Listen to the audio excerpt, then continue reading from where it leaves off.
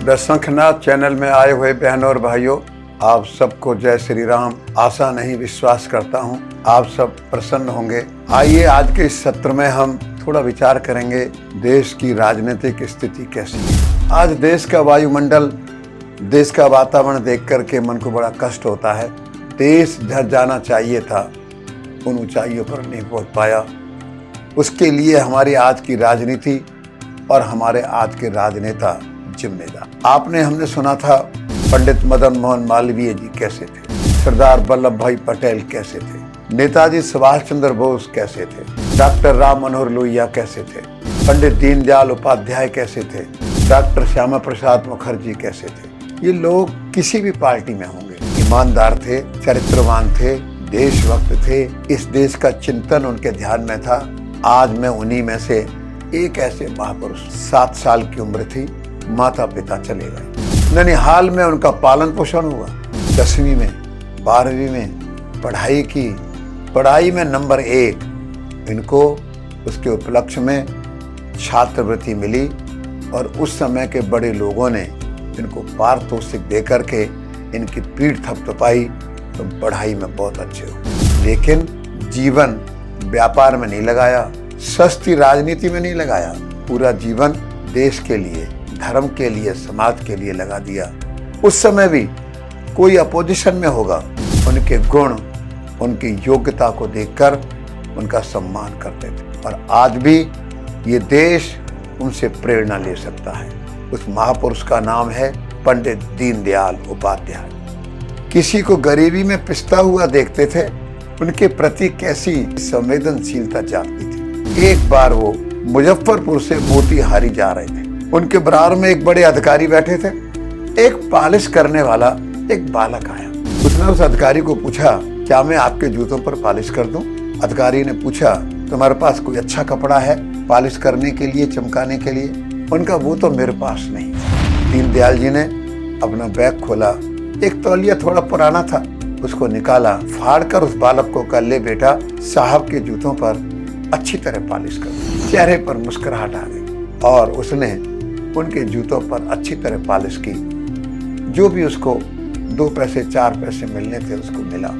अगला स्टेशन आया। दीनदयाल जी को मिलने के लिए कार्यकर्ता आए हुए थे और भारत माता की जय जयकार हो रही थी। उस अधिकारी को पता लगा कि ये पंडित दीनदयाल उपाध्याय देश के इतने बड़े नेता हैं।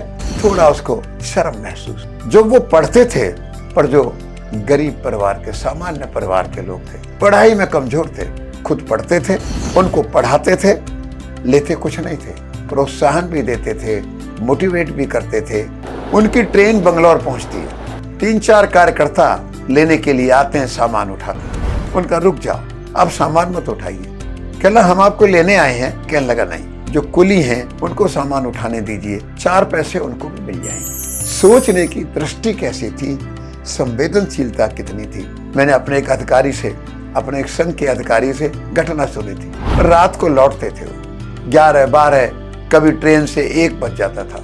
दिल्ली में आते थे, अपने कार्यालय में घंटी नहीं बजाते थे, दरवाजे के बाहर तौलिया बिछाकर और एक लुंगी या चादर सी ओढ़ कर सो जाते थे। अधिकारी कभी नाना जी हैं, कभी भंडारी जी हैं, कभी अटल जी हैं।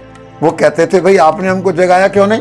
कहने लगे, मैंने इसलिए नहीं जगाया, मैं जगाता, आपको घंटी बजाता तो कर्मचारी दरवाजा खोलने के लिए आता, और आपकी भी जाग अगर खुल जाती तो आप उसी को तो जगाते, कर्मचारी को। घर में या कार्यालय में काम करने वाला कर्मचारी सबसे अंत में सोता है, सबसे पहले उठता है। उनकी सोच कैसी थी, मेरे कारण मेरे कार्यालय के कर्मचारी को भी कष्ट नहीं होना चाहिए। 1963 में अमेरिका, इंग्लैंड, जर्मनी, पूर्वी अफ्रीका के दौरे पर गए। भारतीय वेश में गए, वही धोती, वही कुर्ता और इतनी सहजता, सरलता। जो कार्यकर्ता वहां पर आते थे मिलकर के बड़े प्रसन्न होते थे। जिस देश में गए वहां के अखबारों ने लिखा, राजनीति में और इतनी सरलता, सहजता, ऐसा व्यक्ति। आज के नेताओं के लिए, आज के युवाओं के लिए ये कितना बड़ा संदेश है। चंद्रराज लोढ़ा, एक जयपुर के कार्यकर्ता, उन्होंने संस्मरण लिखे। जब उनकी पुस्तक तैयार हुई, कहने लगे, एक कपड़े का सिला हुआ झोला रखते थे, उसमें एक धोती, एक कुर्ता, एक बनियान होती थी और बनियान में कितने छिद्र होते थे। ट्रेन में सफर करते समय लिखने का काम करते थे बहुत बड़ा। एक सामान्य कार्यकर्ता ने ऐसी चिट्ठी भेजी, उम्मीद नहीं थी कि इतने बड़े अधिकारी मेरे भाई की शादी में आ जाएंगे। शादी के दिन वो स्टेशन पर आ गए। उन कार्यकर्ता का नाम, अधिकारी का नाम अश्विनी कुमार था। उनको संदेश दिया, भाई हम आ गए आपके शादी में भाग लेने के लिए। उनको बड़ी हैरानी हुई कि दीनदयाल जी शादी भाग लेने आए। जल्दी जल्दी से कार्यकर्ता लेने के लिए भेजा और उन्होंने वो शादी अटेंड की। जीवन में ईमानदारी कितनी थी। एक बार उन्होंने सब्जी खरीदी। ये बात है जब वो विद्यार्थी जीवन में कार्य करता था और संभवतः नानाजी देशमुख उनके साथ थे। खरीद कर घर आए, कहने लगे, अरे नाना एक गलती हो गई आज एक खोटा सिक्का उस सब्जी वाले के चला गया। गए सब्जी वाले को कहा, भैया आज ऐसे ऐसे हो गया है। अरे कहने लगे, इतना ढेर लगा है रेजगारी का, कहाँ ढूंढेंगे, अब जो हो गया सो हो गया। नहीं, ये नहीं हो सकता है, लाओ हम ढूंढते। ढूंढा, खोटा सिक्का लिया और ठीक सिक्का उसको देकर के आ गए। एक बहन है शकुंतला, प्रारंभ के दिन थे जब जनसंघ की स्थापना हुई, पहाड़गंज में रहती थी। उसने एक संस्मरण लिखा उनके बारे में कि मेरे मकान के नीचे सड़क पर पहाड़गंज में जनसंघ के प्रारंभिक दिन तक एक सभा हो रही थी। दीनदयाल जी को उसके अंदर आना था, तो मैं भी खड़ी होकर के देख रही थी। मैं कोई पार्टी के साथ जुड़ी नहीं थी, मेरी कोई उम्र भी ज्यादा नहीं थी।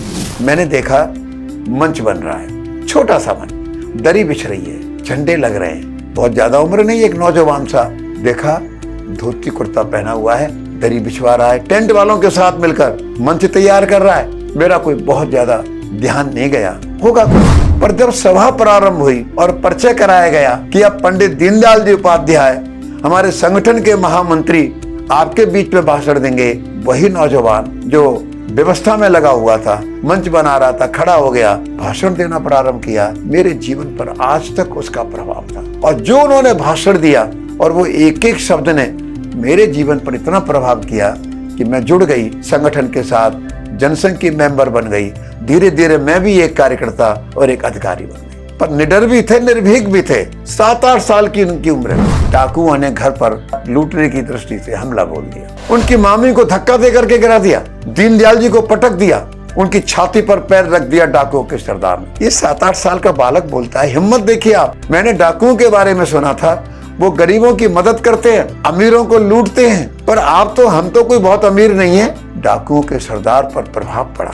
उस डाकुओं के सरदार ने उस बालक को प्रणाम किया और बिगर लूटपाट किए हाथ जोड़कर माफी मांगकर सारे डाकुओं को लेकर के चला गया।